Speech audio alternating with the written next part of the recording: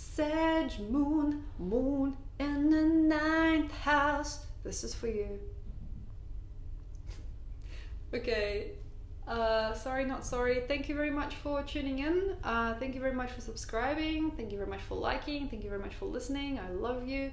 Sagittarius moon, what are you? Well, you're a good thing. You're a really good thing who don't know what it is. You are so good at things. You are so good in bed. You are so good with people. You are so loving and you're so grateful that you don't even know who you are. Sometimes this placement of the moon can lead you astray into worlds of wonder that are not really that wonderful. You can find yourself in the middle of a strip club as a stripper or a customer. You can find yourself underneath the bridge, you know, dressed in rags one day, even though you've got a steady job and you've got a wife who's waiting at home for you. But there is something that will stray you away from reality in a big way. And it will give you nothing but good things in the end anyway, because what do? Well, you kind of love people. You really freaking do. You love it a lot here. Sagittarius moon, you've ascended, you've transcended, and you've finished it off in the past, and you've come back to sort of recognize things anew and to draw new conclusions perhaps, but something about you is very clean, very situated, very silhouetted. And our consciousness is something that is very supreme in its being. Thank you very much for being here. Sagittarius mean knows what humor is all about. It knows what society has to be. It knows what speaking is, what being is, what anything is. You know, the body, it knows the body. It knows why it does it. You know, say you've got a knowing, like say if your body has gas, if your body has strangeness in the reproductive system, you just kind of know.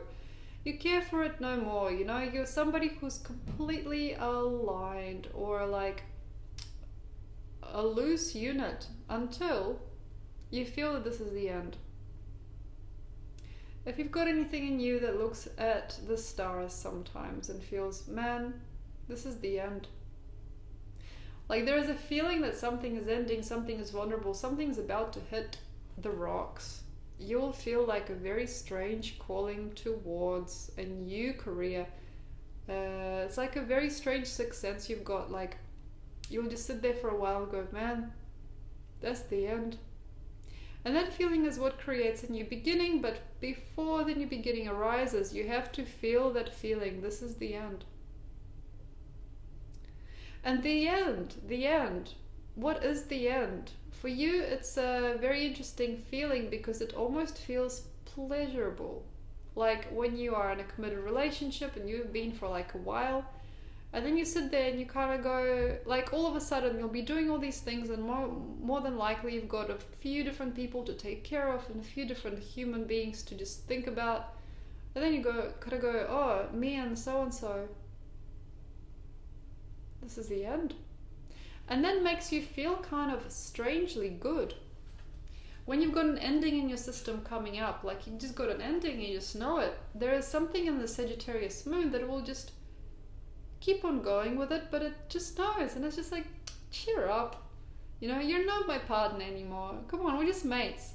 And it's very hard for the other person to hear or understand because when they know that something is going downhill, their natural human instinct, well, lunar instinct will most likely be like, oh my god, keep it going. What can I do? What can I fix? What can I say?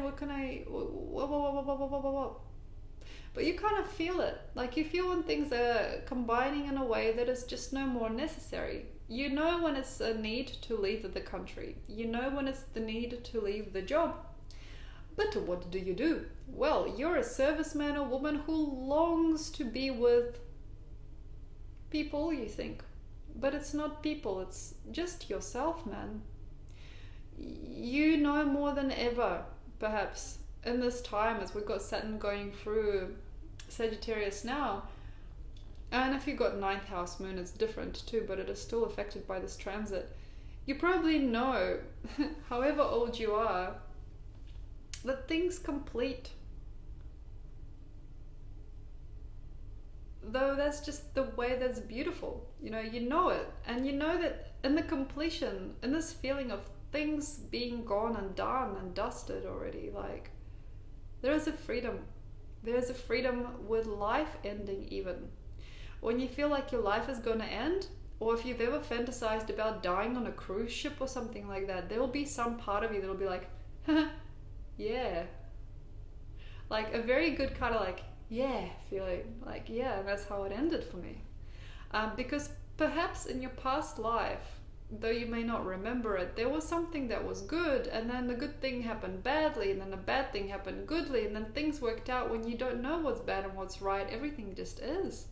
And that's the knowledge that you carry into this life when sometimes you see bad people, you know, by society's standards, or bad things happen, and you kind of feel like, I could have done that too.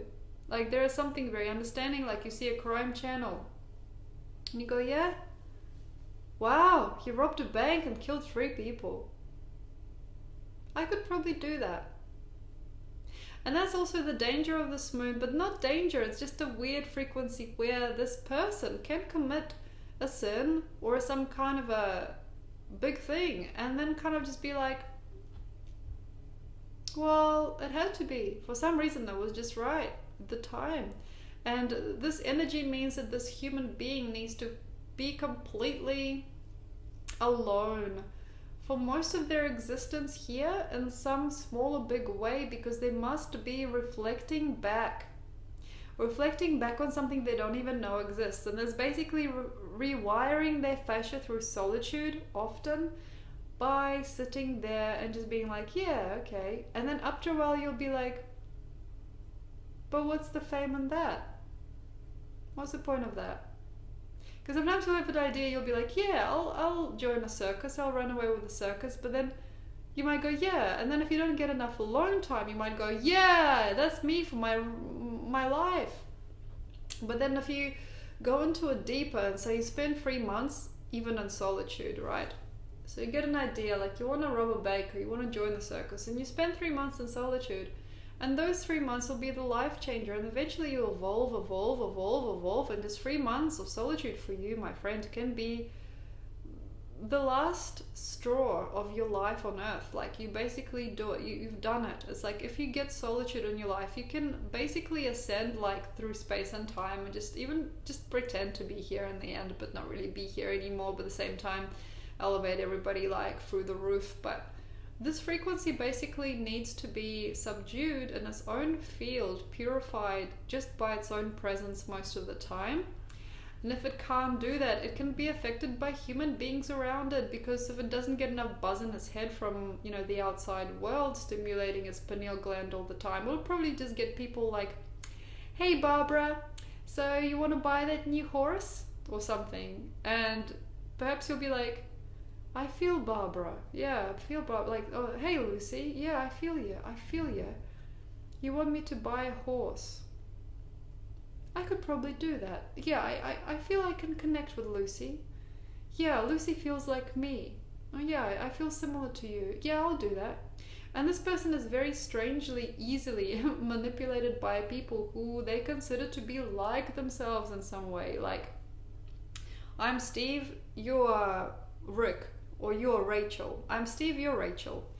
I'm Steve, say I'm Steve with a Sagittarius moon. And then you're Rachel with like Cancer moon, for example. And Rachel goes, honey, I just want everything. Look, I want everything on the menu. Can you get the lobster? And can you get like the bottle of champagne? I mean, I'm so tired. I've been like at the nail salon all day, and I've had my hair done, and oh my God. And then Steve, me, will be like, well, Rachel is a loving human being. You know, even though everybody will be like, oh my God, he got with his girl Rachel, she just takes him for a ride. But, you know, Steve will be like, oh, of course, it must have been a very hard day then. I trust you on that. And then they will just buy the big bottle of champagne and pay like a freaking $1 million for their dinner. You know, just because it can connect to basically anything, this moon, and it can feel the truth in pretty much anything.